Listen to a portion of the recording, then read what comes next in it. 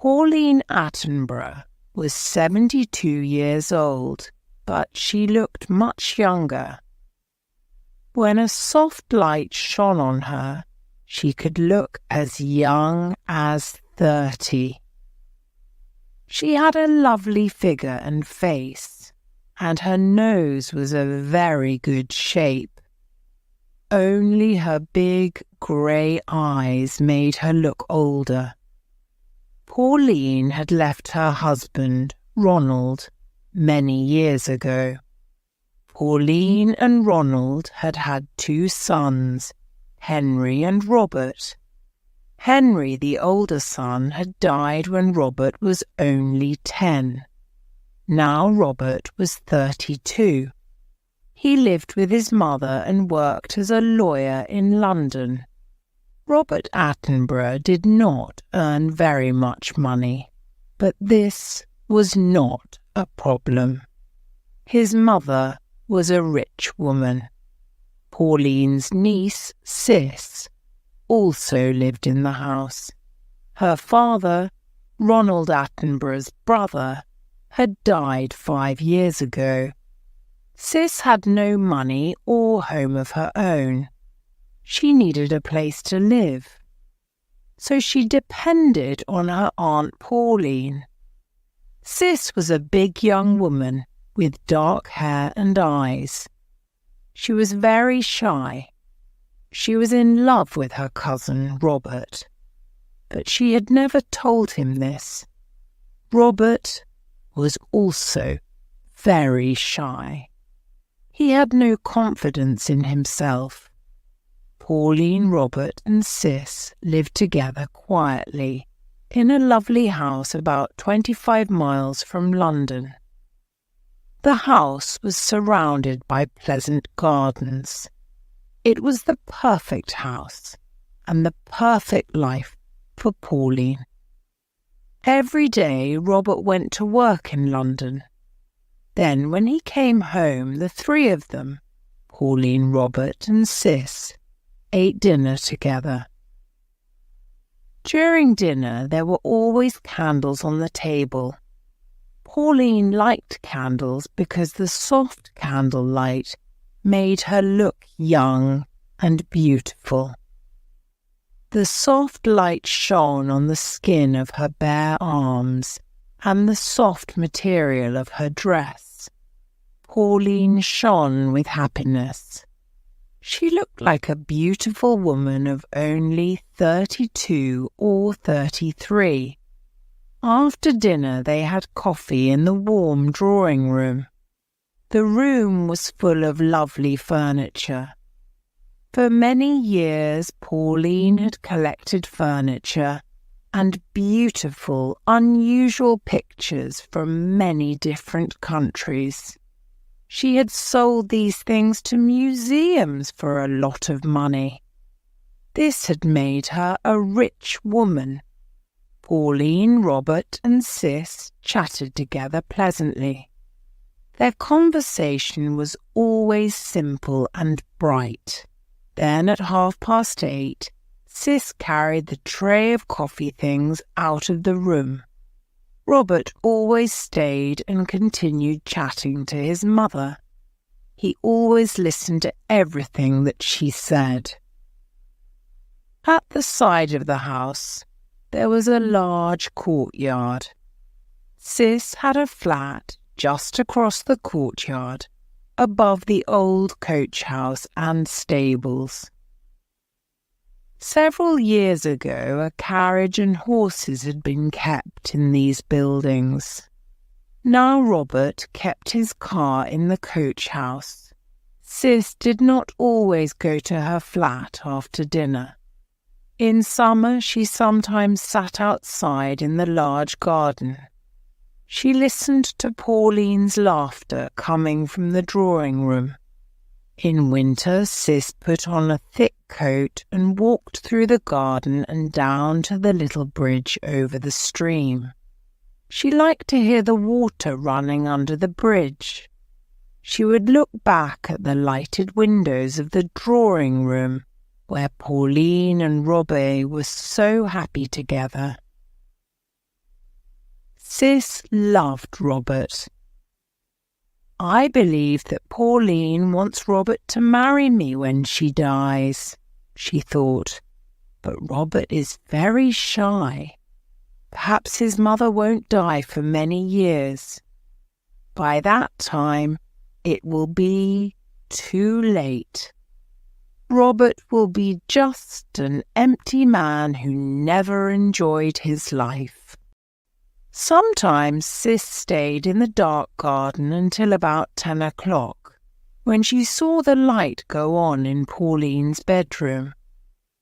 Robert usually stayed in the drawing room for another hour, then he would go to bed too.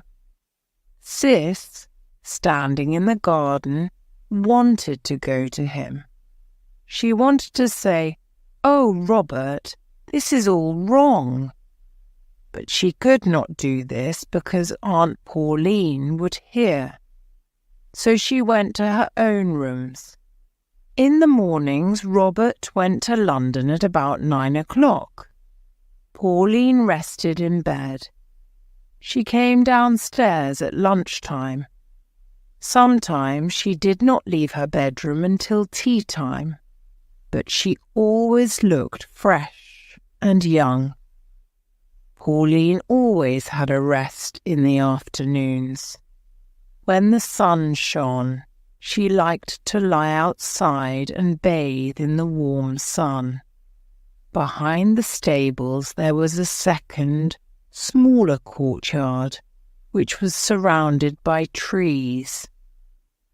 The sun shone right down into this little courtyard, so it was a perfect place for sunbathing. Here Sis put a chair for Pauline to lie on, a large umbrella and blankets. If the sun became too hot, Pauline could lie in the shade of the umbrella. One afternoon, Sis decided to sunbathe too. She found a ladder and climbed up onto the flat roof of the stables. Then she lay down on a blanket in one corner of the roof. The sun shone brightly here and it was very hot. Sis was above Aunt Pauline, who lay in the little courtyard below. But Pauline did not know that Sis was on the roof above her. It was lovely, lying in the warm sun and air. The warmth of the sun on her legs and arms made Sis feel comfortable and relaxed. Suddenly she heard a voice speaking softly and her heart jumped with fear and shock. "No, Henry, dear," said the voice. "It was not my fault that you died instead of marrying. Claudia." The voice did not sound human. Where was it coming from? There must be someone on the roof. Sis lifted her head and looked around, but there was nobody on the roof with her. Suddenly she heard the soft voice again. "No, darling, I said that you would be tired of her in 6 months. I warned you, and it was true. I couldn't do anything more, and you died without ever knowing me again." The voice was silent. Sis lay on her blanket. It was a beautiful summer afternoon. Did the voice belong to a ghost? Sis hated the idea of ghosts, spirits, and magic. Then she heard a deep sigh and the strange voice spoke again. "Ah, well, a heart must feel pain. But it wasn't my fault, dear. It is better for a heart to feel pain rather than break from sorrow. And Robert could marry poor, boring Sis tomorrow if he wanted to, but he doesn't care about her." Sis sat up quickly. She was very surprised. It was Aunt Pauline talking. It must be Aunt Pauline. Where was she? And how was Sis hearing her strange whispers?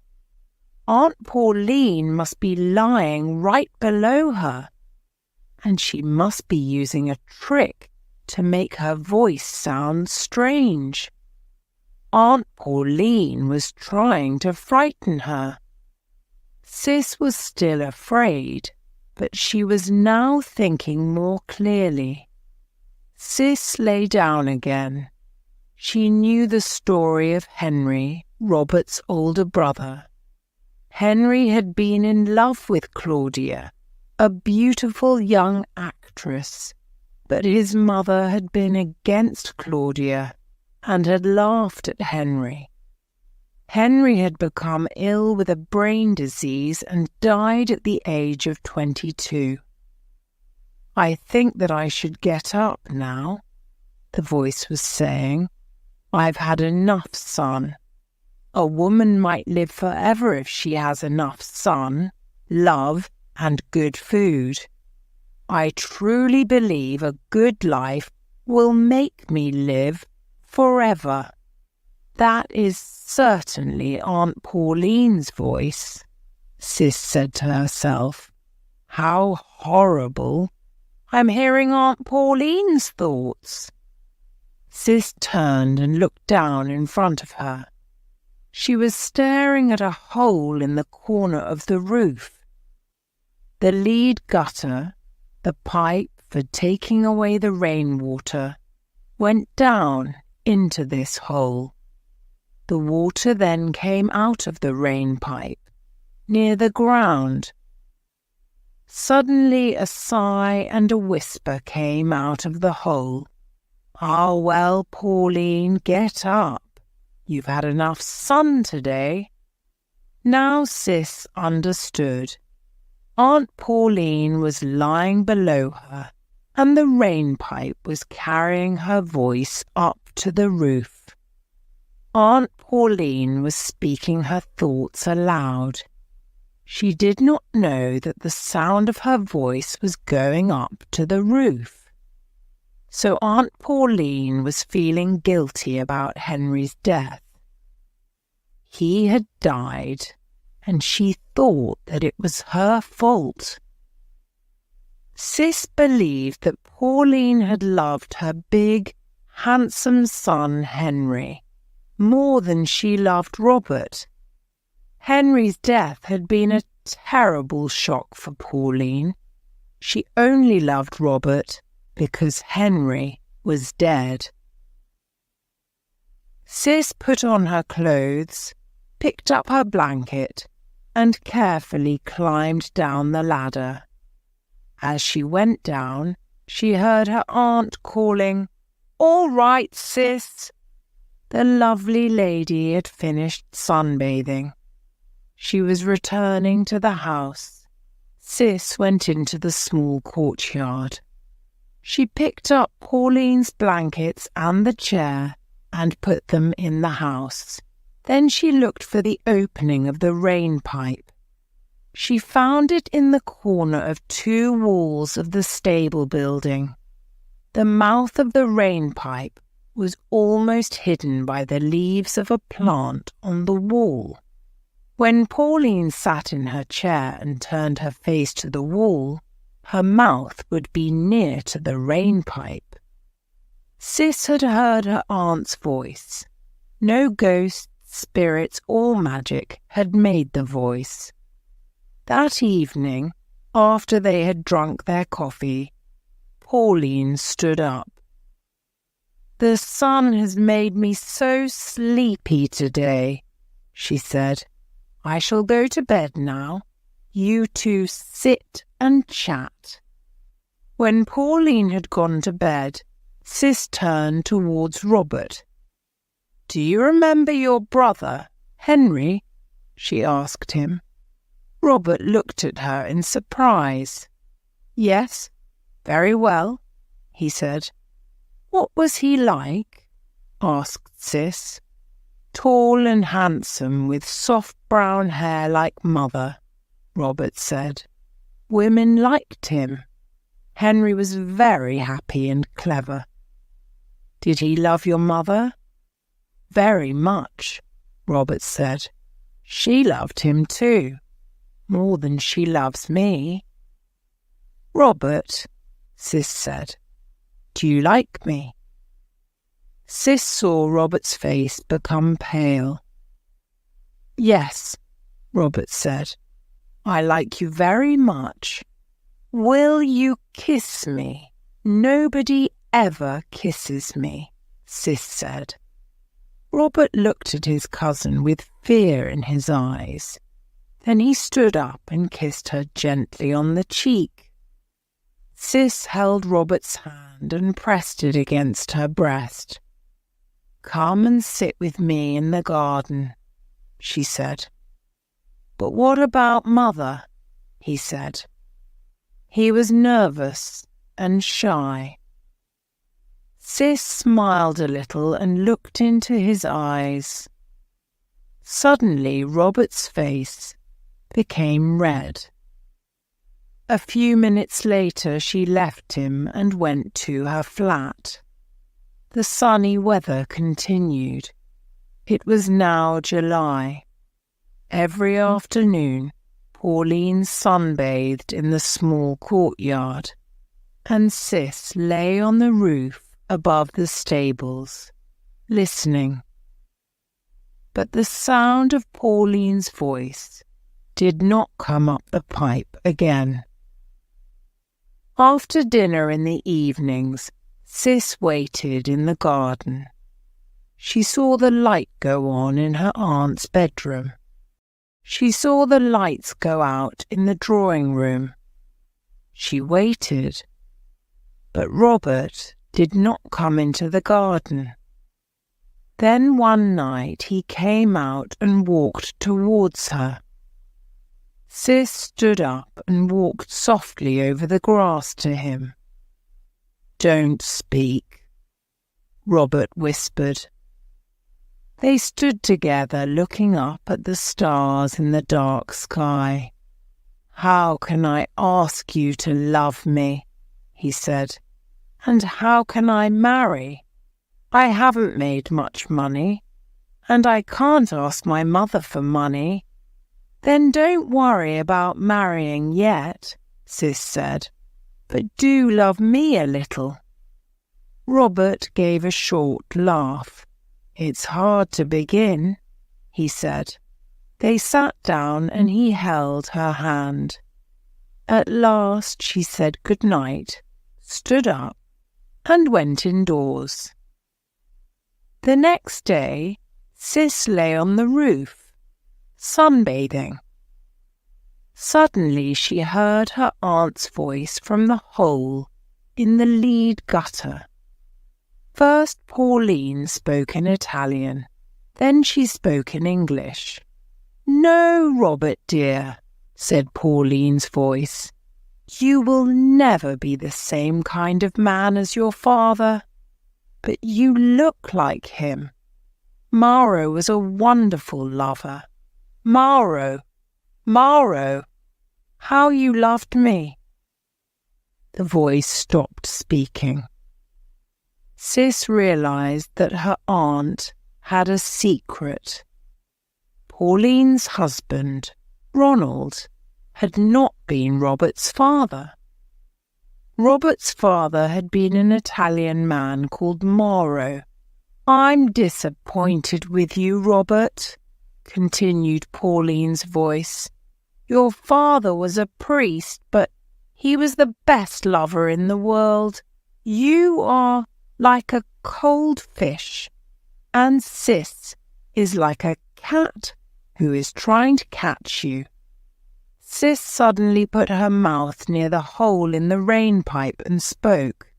Leave Robert alone, she said in a deep voice. Don't kill him too. There was a silence. The hot afternoon sun shone on the flat roof of the stables. Sis listened, with her heart beating quickly. At last she heard her Aunt Pauline whisper the words, "Did someone speak?" Sis spoke again into the hole of the lead gutter. "You killed me," she said in a deep, terrible voice. "Don't kill Robert too." "Ah," said Pauline, giving a little cry. "Who's speaking?" "Henry," said Sis in the same deep voice. There was silence again. "I didn't kill you, Henry," said Pauline. No, Henry, it wasn't my fault. I loved you, my dearest boy. I only wanted to help you." "You killed me," Sis said in the deep voice. "Now let Robert live. Let him go. Let him marry." "Henry," said Pauline, "are you a ghost? Have you come to punish me for your death?" "Yes, I have come to punish you," said Sis in a terrible, frightening voice. She was very angry with Pauline. She felt that her anger was going down the rain pipe to her aunt. At the same time, she almost laughed. This was a very funny conversation. Sis lay and listened. No sound came from the rain pipe. The afternoon had become cooler. Yellow and grey clouds had covered the sun. There was a roar of thunder. A storm was coming. Sis dressed quickly, went down the ladder, and ran to the corner of the stables. "Aunt Pauline," she called, "did you hear thunder?" "Why, yes, I am going indoors," her aunt replied in a weak voice. "Don't wait for me." Sis watched her aunt go inside the house. The sky was growing darker. Sis took the blankets and the chair and hurried inside. Then the storm began. Pauline did not come downstairs to tea because she did not like thunder. Robert did not arrive home until after tea. By this time the rain was pouring down. Sis went to her flat and got ready for dinner. She put on a pretty white dress and fastened some white flowers at her breast.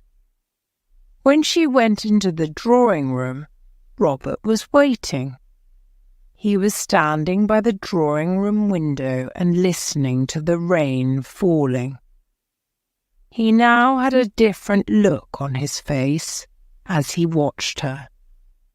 The drawing room was lit by the soft light of a table lamp. Sis walked towards the bookshelves near the door. When she heard the door opening softly, Sis suddenly turned on the switch of the ceiling light.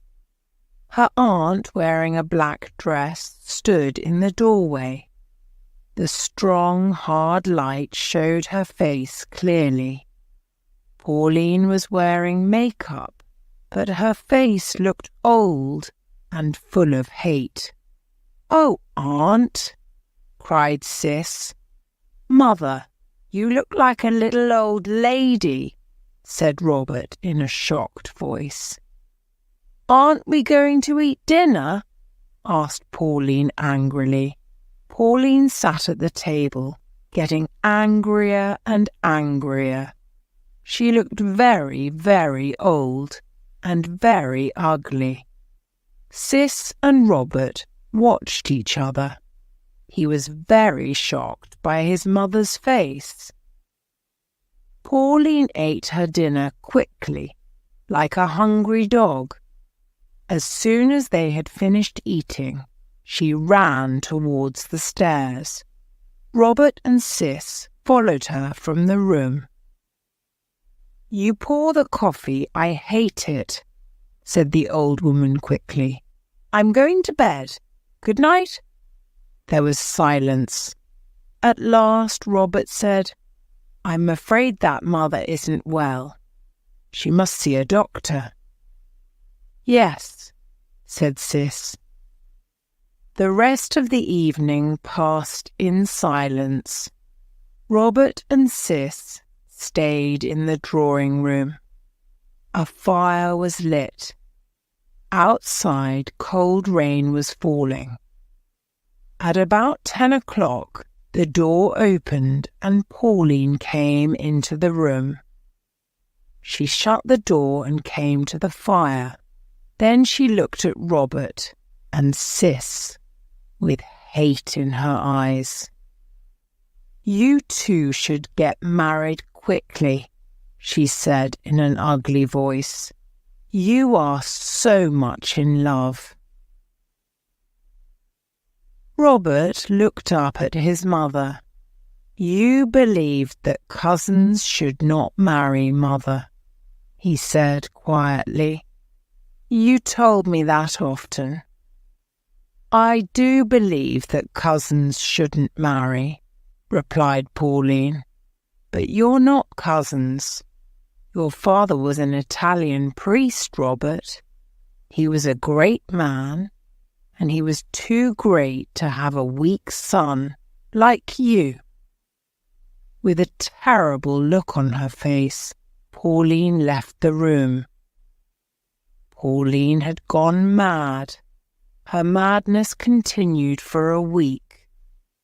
The doctor came and told her that she must sleep. He gave her drugs to help her, but she did not take the medicine.